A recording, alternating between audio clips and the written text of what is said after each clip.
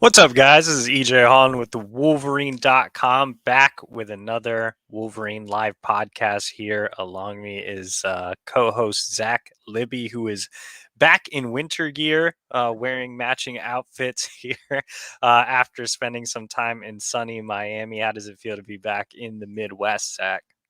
I mean, I didn't get burned when I was down there, so I'm feeling good. Not itchy or anything. Well, Zach will recap his time in Miami later in this show.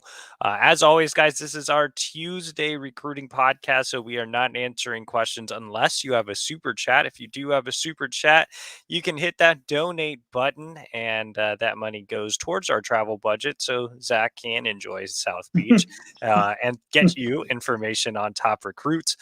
So hit that donate button, leave a super chat if you want to get a question in tonight. If you aren't subscribed to the Wolverine.com, you can subscribe today for just $29.99 until August 31st. That gets you through the early signing period, summer official visit season on the team side. It gets you through spring football. Obviously, we'll be covering transfer portal, NIL, and so much more over on the Wolverine.com today. Just get your deal $29.99 until August 31st of this year. Also, like this video.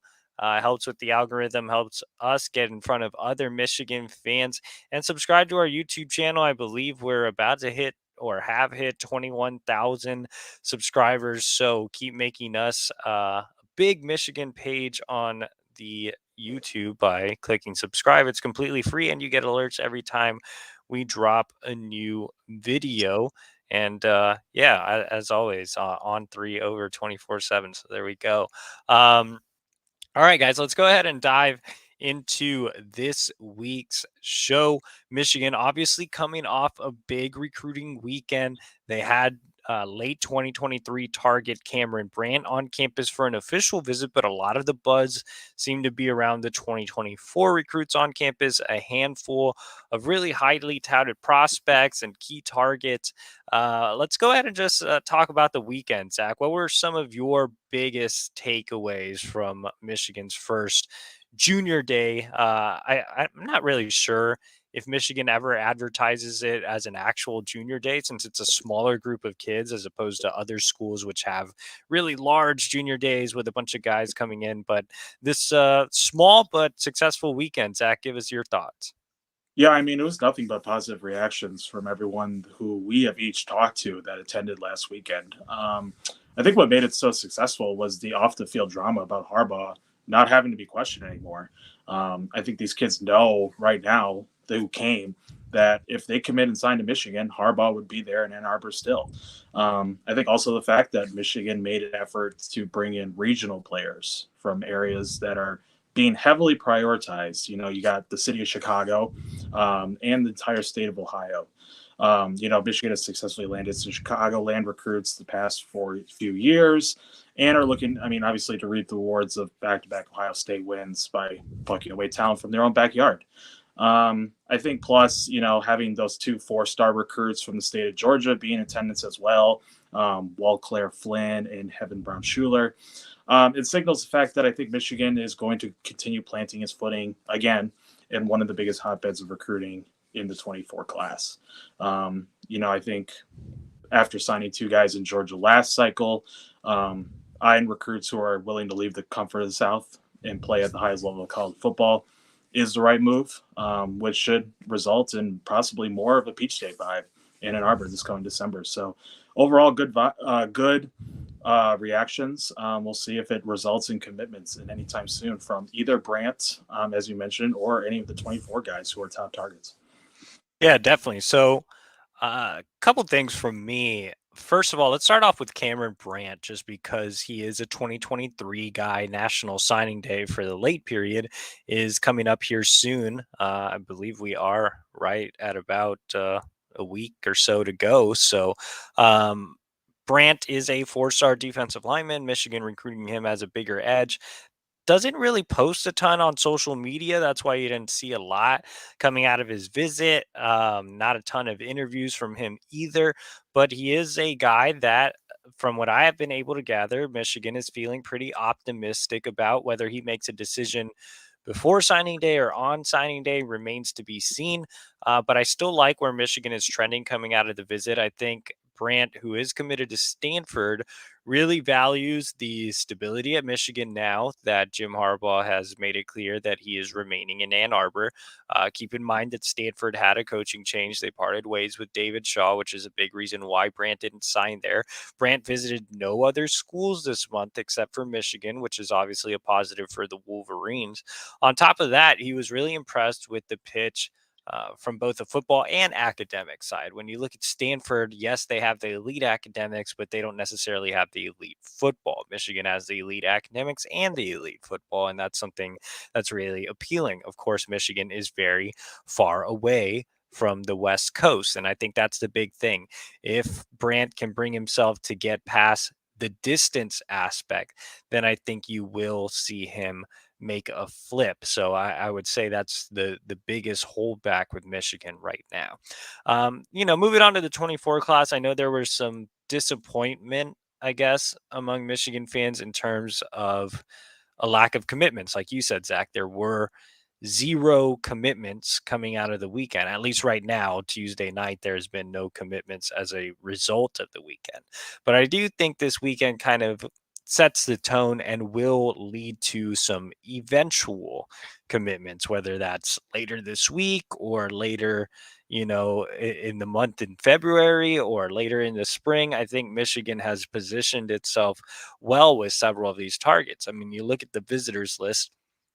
I think that Michigan leads with Brian Robinson, another great visit there on 300 edge out of Ohio. I think Michigan leads with three-star offensive tackle Ben Roebuck out of Ohio, and those guys had a chance to not only spend quality time with the staff, but also Luke Hamilton, who is already an on 300 offensive line commit from Ohio. I think Michigan leads for Amarion Stewart, a four-star wide receiver out of Chicagoland, another great prospect on the board that I think this visit helped out a lot. Jim Harbaugh spent a good amount of personal time with Stewart and those around him. And then you have guys that, are still figuring out where they may be on the priority board. But you have another under the radar defensive lineman in Ohio, Ted Hammond, who I think Michigan's in a great spot for. Eddie Twerk out of Chicagoland, another three-star defensive lineman I think Michigan's in a great spot for. Marquise Lightfoot, a three-star edge out of Chicago that, again, Michigan's in a great spot for. So if Michigan really ramps it up with those three guys, I think they would have a lead in those recruitments as well. So again, I think Michigan did a great job of getting a smaller group of guys on campus, building on some of the leads they have, positioning themselves well for prospects they may make a harder push for as the cycle continues, and becoming more major players for guys like you mentioned that are out of region, Zach, like Walt Claire Flynn and Heaven Brown Schuler. So overall, I would say the weekend was successful. Yes, it is kind of frustrating. For Michigan fans to not see any commitments, especially coming off, the season that Michigan had, the disappointing class last cycle. But I think if you stay patient, you will see guys that visited this weekend definitely end up in the 2024 recruiting class. I guess to put a bow on it, Zach, any other closing thoughts on the big weekend? No, I mean, from the Ohio guys, for instance, that I've talked to, I mean, Luke Hamilton, as you mentioned, the 24 commits out of Avon, Ohio, which is a suburb of Cleveland. Everyone who visited really mentioned Luke as being the guy who's been pitching them to join them in the class, regardless if they have Ohio State offers or not. Like, Hamilton will be the catalyst along with his coaching staff in terms of getting more guys from Ohio. So we saw four guys from Ohio commit and sign last class. So if with Hamilton now on board early, we could see even more this next cycle. Definitely. And look, I think this weekend as well is going to be big for Michigan. You have several other big time visitors getting to campus on Saturday and Sunday this coming weekend, including guys like on 300 running back Taylor Tatum and top 100 linebacker Aaron Childs. So these January visit weekends, while you may not see a ton of commits, again, I think they're still successful in the relationship building process and just maintaining and building leads, as well as becoming top contenders in certain recruitment. All right, guys, we're going to go ahead and move on to our next topic. But before we do, just a quick reminder to like this video. Looks like we have more viewers joining the fold. So make sure to like this video and subscribe to the Wolverine YouTube page. That is completely free. You can also subscribe to the Wolverine.com for $29.99 until August 31st of this year. All right, so tonight, as we are recording this, Michigan head coach Jim Harbaugh and some staff members are making an in-home visit with five-star athlete Nyckoles Harbor. It has been a whirlwind of the last couple of weeks in the Nyckoles Harbor recruitment. Harbor, obviously a freak athlete out of the DMV, 6'5", 225 pounds with 10 to 8, 100 meters speed. If you don't know who Nyckoles Harbor is by now, uh, I don't know what to tell you. This is a Michigan recruiting show, and he is the top overall remaining target on the board as we head into the late signing period. As I said, it's been kind of crazy with the Nyckoles Harbor recruitment. You've had Oregon jump into the mix late. We all know how NIL friendly the Ducks are. We also know that Harbor, being a guy that wants to eventually run in the Olympics and is taking track just as seriously as he is taking football. We know Oregon offers a lot on the track side as well, as their ties to Nike through Phil Knight. So Harbor making an official visit now to Oregon this coming weekend. Michigan did not get a return visit after hosting him for an OV way back in September, which is a little concerning, meaning tonight's in home with Harbaugh is the last time Michigan will be able to have face to face contact with Harbor before he makes a decision. If you are Jim Harbaugh, Zach, what are you selling Harbor late? Because this is a kid that's been to campus multiple times. You've been recruiting him for more than a year. You've been the constant in his recruitment. I know you've had some ups and downs with Oregon coming in late. South Carolina had some momentum early on in the fall. Maryland is quietly feeling confident as well. What is your pitch to Nyckoles Harbor if you're Michigan and Jim Harbaugh? I mean, I think the OV kind of set forth what the Harbor family understands, what Michigan can provide. I mean, proper development to become a first round draft pick, full reign on deciding whether or not to play wide out or edge at the next level. You can become the star on the 100-meter on the track team. You get the best education that no one else on his top list can provide. If you want to counter Oregon's NIL pitch, which I assume Phil Knight and his Nike team are going to do, you pitch how the current players on the roster are set up with the NIL opportunities while they're enrolled.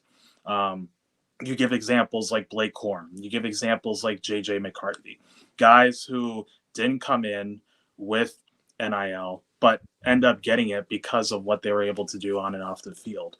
If NIL does become a main reason for why or why not Harbor commits to a school, you have to pitch that Michigan takes care of its players while they're students. And the proper examples, like I said, Corm and McCarthy are the proper ones to show that you come in, you be successful, you reap the rewards of that. But yeah, as you mentioned, like this in home with Harbor, and I know Ron Bellamy and Sherrell Moore are coming in too. Like this has to be the best one yet. Like South Carolina's in, Oregon just did one. Like anything less than that, I mean, there's little to no confidence that Michigan lands its first 5-star in the 23 class. So, like you mentioned, if I was going to pitch one thing, it's you come in, you make your mark on the field, you make your mark in the classroom, NIL will come with it too. Yeah, look, man, I mean, it's crunch time here in the Harbor recruitment, and I am a little pessimistic with all the recent developments. I think when you look at Oregon and what they've been able to do on the recruiting trail with NIL, and you factor in the track aspect as well, I think Phil Knight is actually going to be involved in the official visit this coming weekend. That to me is really scary. I know Oregon doesn't necessarily have the academics, and we've talked about this over and over about how Harbor is a 4.0 student. His dad works for NASA. I mean, we've said that a million times. I feel like everybody knows his dad works for NASA at this point. um, but look, I mean, if academics really are a factor, that I think that's something that you can continue to sell, obviously. And like you mentioned, Zach, there is no formal NIL plan on the recruiting trail that Michigan has, but they do have an idea of what they want to do. And I know we keep hearing soon, soon, soon. Soon needs to be now for Michigan on the NIL front, but that's another conversation for another day.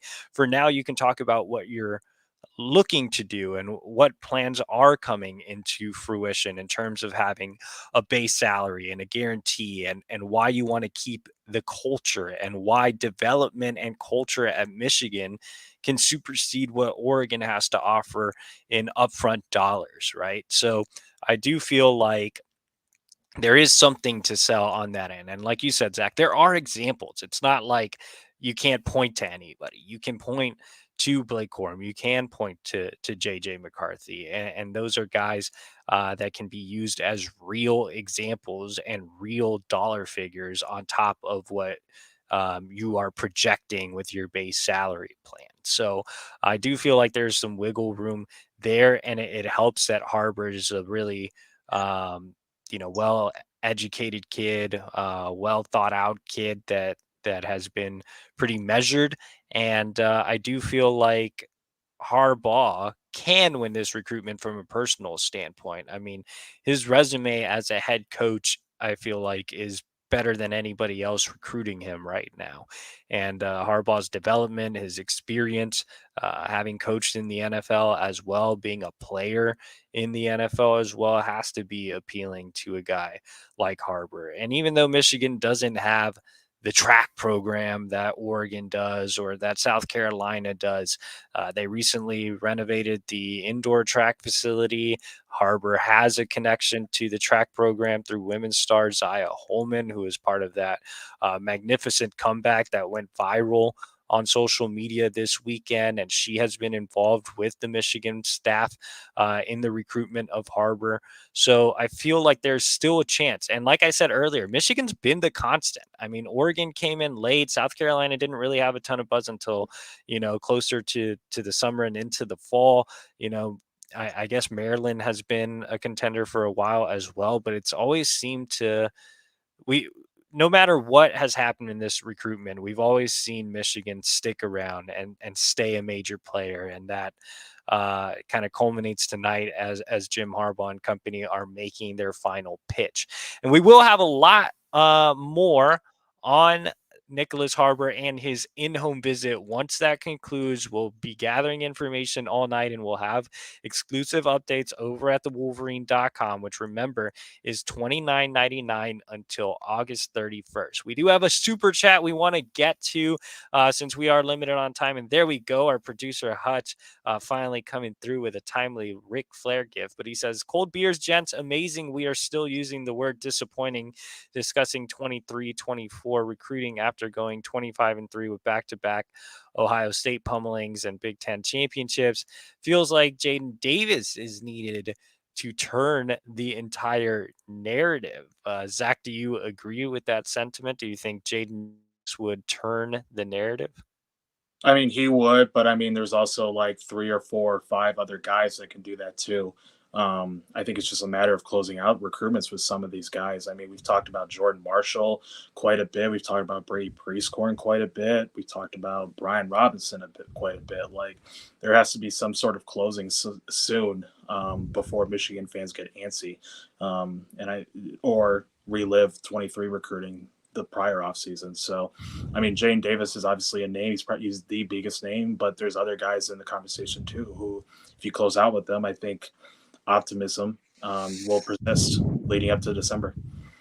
I think both things can be true. I definitely think you, if you land Jaden Davis, you'll have a narrative that starts to turn because it shows that Michigan is capable of not only landing a highly touted recruit in general. Remember, Michigan finished with 0 top 100 prospects in the 2023 recruiting class. So you could land an actual top 100 recruit, but you also land an actual top 100 recruit in at the most important position in football, as the most glamorous position, at least, and a guy that you can build your class around, who can be a vocal leader, who's recognizable in terms of ranking and name to other high level recruits. So, yes, I do feel like landing Jaden Davis would help turn that narrative, especially now that you have Ohio State creeping back in with him. You have Clemson still involved there. So I think it gives you a sell, and I think it gives Michigan fans a lot of optimism for the rest of the cycle if Michigan's able to close with Jaden Davis sooner rather than later.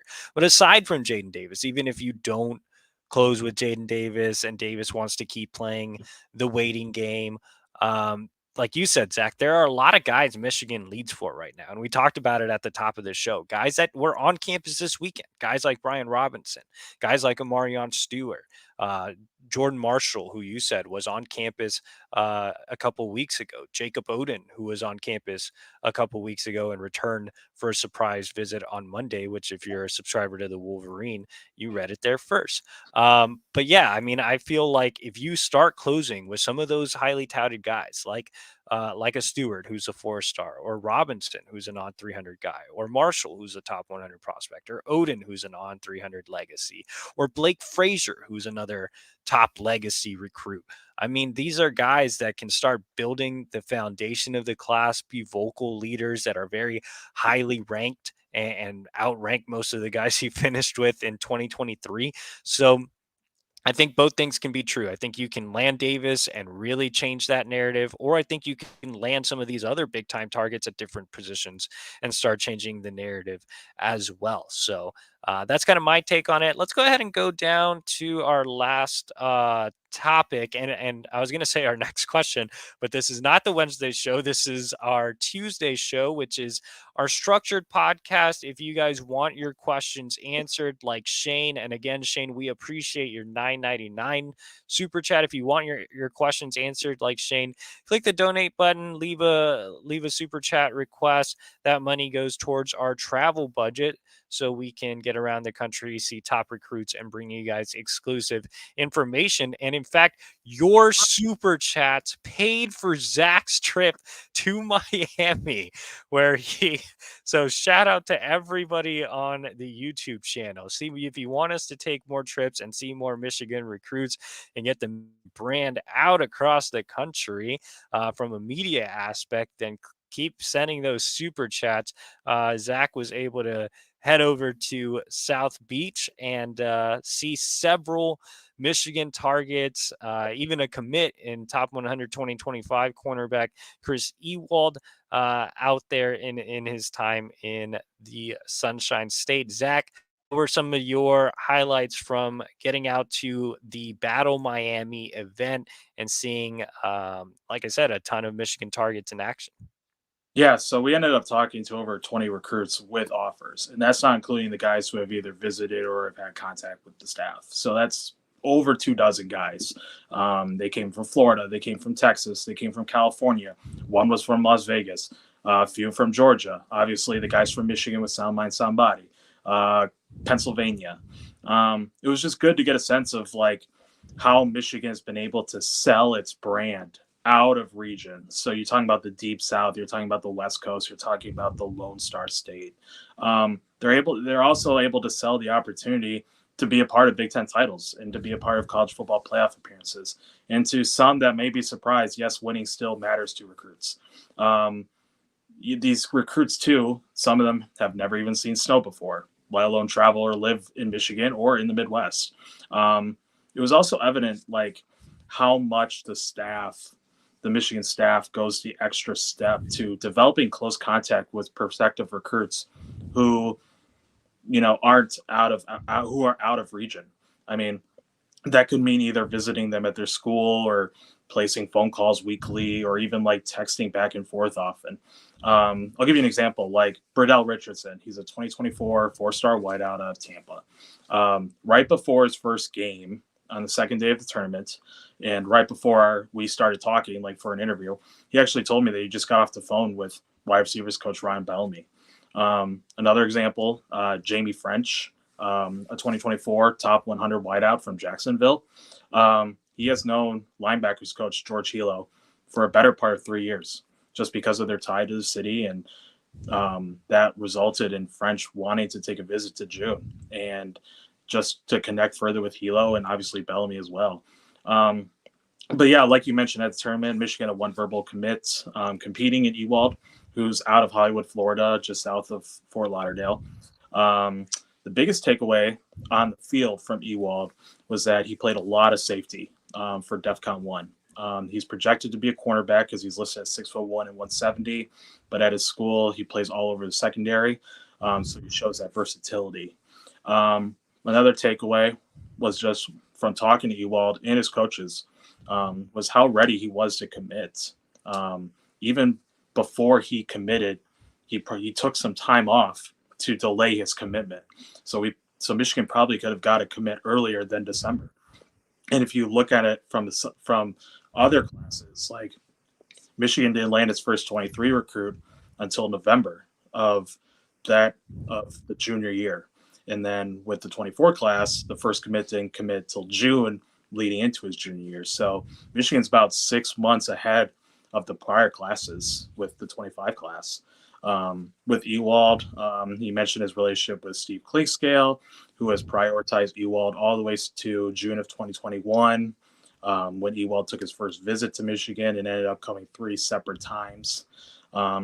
Just for a sophomore to know exactly where he wants to play at the next level is one thing, obviously, but for a South Florida player who's ranked in the top 30 nationally, wanting to play for a school like Michigan, which is so far away. And obviously, Ewald has offers from all the big time Southern schools like Miami and, other Florida schools. But, it just speaks a ton on the job the Michigan staff does with guys who are they're targeting. And, it might not be the only commit if Ewald does end up signing that Michigan lands out of South Florida, because Ewald is already prepared to bring his friends up there with him. And that includes guys from South Florida, Tampa, Orlando, Jacksonville. Like, if Michigan ends up representing itself in Florida, it's because of Ewald. So overall, a great trip. Ate more Cuban food in the last 4 days than I have in my 26 years of life. So thank you to all the super chats who paid for my dinners. I will add on Chris Ewald. Look, a lot of Michigan fans are wondering if the Wolverines will hang on to Ewald. I mean, 2025 is a long way away. This is a South Florida kid, but Steve Clinkscale has invested a lot of time and resources recruiting South Florida. Ewald gave, and those around him gave a lot of great quotes to Zach. He's actually part of the same, and this is, I don't think has been talked about a lot, but he's actually part of this same 7-on-7 program that produced Michigan cornerback Jaden McBurrows. And so Ewald grew up playing on the younger teams while watching McBurrows play on the older team. And I think that tie helps as well. Look, it is going to be tough to hang on to Ewald. There are going to be other schools that obviously continue to recruit him in the age of NIL. You're going to have Miami probably come back and make a run. You had Tennessee offer, but I think getting this pledge and having him say all the right things, I think, is a positive step forward. I mean, you'd rather want a commitment from Chris Ewald than not have a commitment at all. And I still think verbal commitments, while sometimes you see them go by the wayside, they can still mean something, right? And for him to commit this early speaks volumes of how much he really, really loves the Michigan program. One prospect that you didn't want to touch on, Zach, that I'm sure a lot of our listeners want to hear about is Bryce Underwood. So you had a chance to follow him around. Obviously, a local prospect that you got to see down in Miami and you've seen in the past. But what were your takeaways from seeing Bryce this weekend? Did he kind of live up to the number one quarterback billing in 2025? Because you also had a chance to see him throw side by side with fellow top 2025 quarterback target Cutter Boley. Yeah, so this was the second time we've seen both of them in action since December. The first time was actually the first time that both of them have actually thrown like live since their season ended. So this was the second time that they've thrown in like a formal setting. Underwood admitted this, right off the bat that it took him a little bit to get into the flow of things.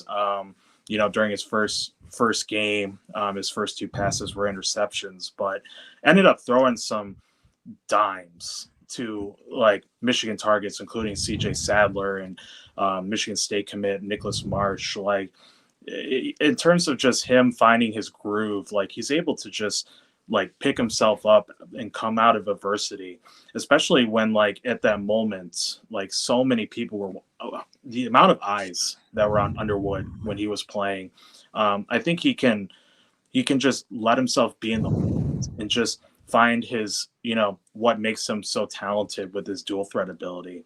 In terms of his Michigan interest, we talked about that. He said it's great that Harbaugh is coming back. You don't have to worry about that anymore. Potential visits. I mean, obviously he lives less than a 25-minute drive from Ann Arbor, so he can do that anytime that he wants. I would imagine that he would end up taking a visit alongside his teammates in 2024 linebacker Jeremiah Beasley, who's expected to commit in mid-March. Beasley was also there, and he said he was going to get back there and spend some time with the coaches before he commits. But I know Underwood's going to Penn State next weekend. LSU did an in-school visit recently, and they were able to get him on campus after the February dead period. And if you follow his recruitment on Twitter, you notice that he picked up multiple SEC offers, including from Arkansas, Ole Miss, and Texas A&M. So I think we're finally going to see Underwood's recruitment become national as opposed to more regional one with Michigan or Michigan State. This is going to be, if Michigan wants him to keep him in state, they're going to have to compete with pretty much every Power 5 school who's offered or is going to offer. So it's overall it's just great to see Underwood. He's very kind. He's very nice. He's a very high academic kid.